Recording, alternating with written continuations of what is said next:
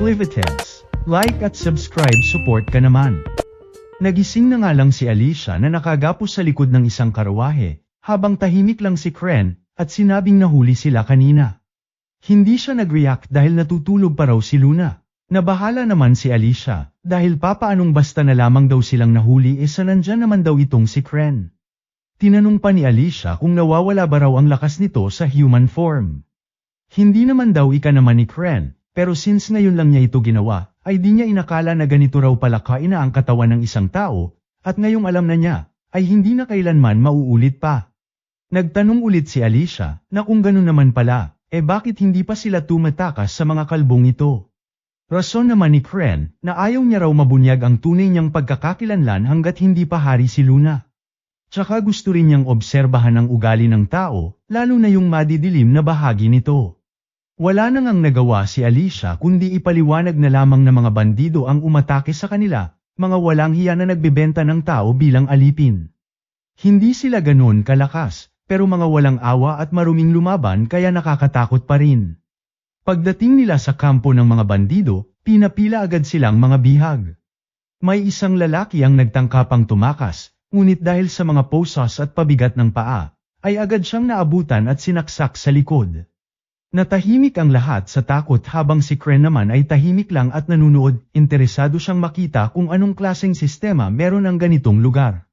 Samantala, nahiwalay naman si Alicia at mukhang nakorsonadahan ng boss ng mga bandido, habang si Kren naman ay tinawag ng isang babae, at dito nga raw sa kanila ito matutoka.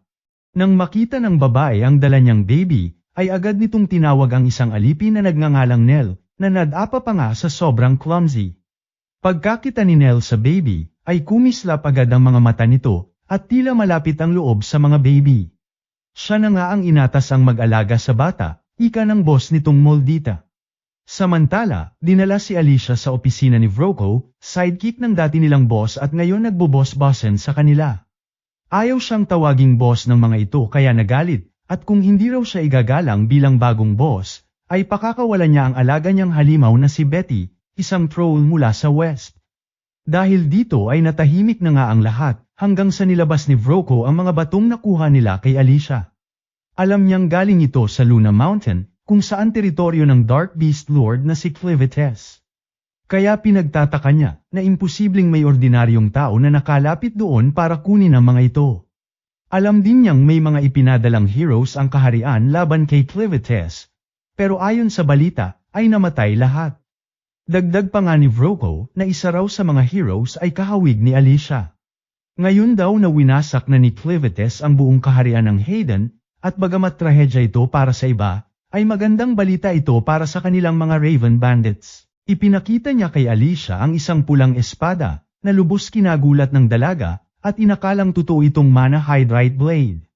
Pero inamin ni Vroko na peke lang ito. Ayon sa kanya, tanging mga royal lang ang makakagawa ng tunay na enchanted sword. Kaya ang hanap buhay ng grupo nila, ay magbenta ng mga alipin at mga fake magic swords. At kung totoo ngang patay na ang lahat ng royal, ay nangangahulugang mas lalong tataas ang halaga ng mga regalia. Kaya gusto nilang gamitin si Alicia para hanapin ang mga natirang espada. Tinanong na nga ito ni Vroko kung nasaan ang mga natitirang regalia ngunit ayaw magsalita ni Alicia, kaya ipinasa na muna ni Vroko ang dalaga kila kalbo at pagurin nga raw muna ng mga ito ng magsalita, basta raw ay huwag patayin at ito ang tanging susi nila sa nawawalang mga regalia. Samantala, si Kren ay tahimik na nagkukunwaring alipin lamang sa tavern, habang si Nell naman ay abalang pinapadede si Luna. Pero maya-maya, sinigawan ito ng isang bandido para dalhan sila ng alak, sabay sinipa at napakabagal daw. Sumunod naman si Kren sa utos ng ibang bandido na magdala ng pagkain. Tahimik lang siya at hindi lumalaban, kaya akala ng mga bandido, magiging masuner ang alipin siya. Pero si Ate Moldite tila iba ang pakiramdam sa kanya, at may kakaiba raw kay Kren. Hindi raw normal ang itsura ng mata at mapatla ang balat.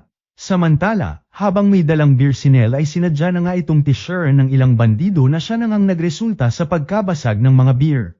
Dito na nga siya dinala ng mga ito sa labas para parusahan kuno pero ayun balak lang palang gawing parausan ng mga ito. Sinundan na nga ito ni Kren sabay gumamit ng shadow magic para kainin ang mga katawan ng mga manyak na bandido. Pagkatapos, nilapitan niya si Nell at hininga ng gatas para kay Luna. Medyo nalito si Nell, pero kalaunan ay pumayag din. Habang pinapadede nito si Luna, tinanong siya ni Kren kung sino siya at bakit siya nandoon. Dito na nga nagkwento si Nell, dito na nga raw siya pinanganak at lumaki bagamat hindi niya kilala ang ama niya. Pero nakasama pa raw niya nanay niya, isang babae na tiniis ang lahat ng hirap para sa kanya. Pero noong nag-12 years old na raw siya, ay biglang nawala ang ina niya. Di niya alam kung namatay o nakatakas. Simula noon, siya na raw ang ginawang libangan ng mga bandido, binubugbog, sinasaktan, hanggang sa mawalan siya ng ngipin at pandinig sa isang tenga. Medyo gaman lang daw ang buhay niya nang kunin siya ni Carmey at binigyan ng trabaho bilang tagapag-alaga ng mga sanggol, since sagana raw siya sa gatas. Pero nagtaka si Kren, dahil sabi raw sa kanya dati ni Alicia, dapat may anak ka muna bago ka magkaroon ng gatas. Kaya tinanong niya si Nell kung nasaan ang anak nito. Dito na nga natigilan si Nell, at malungkot na sinabing namatay ang anak niya pakapanganak pa lamang niya. Nang sinabi ito sa kanya ni Carmey, ay halos gumuho raw ang mundo niya. Gusto na raw sana niyang mamatay, kaso kinabukasan, ay nagising siyang may sanggol ng sumususo sa kanya, na siya na nga niyang inalagaan para di mamatay sa gutom. Simula noon, sunod-sunod na siyang binibigyan ng mga sanggol para asikasuhin, kaya naging wet nurse na siya ng kampo nila. Kahit puno ng hirap ang buhay niya, gusto pa rin niyang tumulong sa mga sanggol na nangangailangan ng gatas. Pinuri siya ni Kren at inalok na maging tagapag-alaga ni Luna. Ramdam niyang mabuting tao si Nell kahit tao ito. Sa kasamaang palad ay tinanggihan ito ni Nell, dahil kahit gustuhin niya man daw, ay wala naman silang takas dahil parehas lang naman daw silang alipin. Samantala, si Alicia naman ay sapilitang dinala ng mga bandido sa tulay patungo sa isang abandonadong minahan, na siyang lubos kinabahala na nga ng dalaga. Bandang ilalim ay naaninag na nga nila ang isang lalaking pilit pinapalusong ng mga bandido at may hawak pang kawit. Pinapangako raw ng mga bandido na palalayain siya at ang asawa niya kung makuha niya ang kayamanan sa ilalim ng lawa. Nag-dive naman ang lalaki, kaya napasigaw si Alicia, dahil puno raw ng halimaw ang lugar ngunit huli na ang lahat. Siyang tunay nga ay sumulpot ang mga halimaw sa tubig at may nukbang ang lalaki sa harap mismo ng kanyang asawa. Masuka-suka si Alicia sa nakita, habang tuwang-tuwa naman ang mga bandido. Ayon kay Alicia ay tinatawag daw na Arvinces ang mga halimaw na ito, lumitaw noong Great Flood 300 years ago at nananatili sa tubig ng minahan hanggang ngayon. Kahit nga raw ang pinakamalakas na hero noon na si Cordwar, ay hindi kinaya ang mga ito. Pinaniniwala ang nasa ilalim ng lawa ang Stream Splitter, ang magic sword na ginamit ng nasabing bayani. Kaya malinaw na hindi talaga nila balak palayain yung lalaki kanina kahit makabalik pa ito, na siya nang ang lubos kinagalit ng dalaga. Para kay Alicia, ay masahol pa sa mga politiko ng Pilipinas ang mga bandidong ito.